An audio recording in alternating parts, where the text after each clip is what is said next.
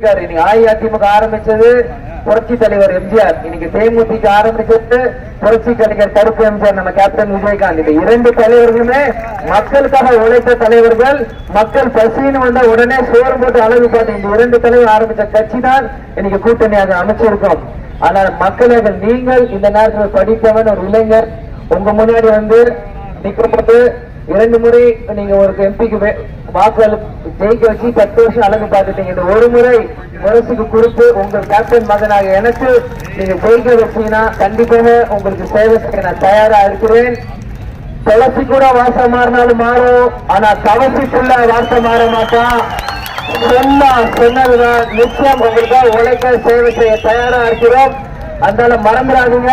April 19 4ஆம் number button முரசு சின்னம்.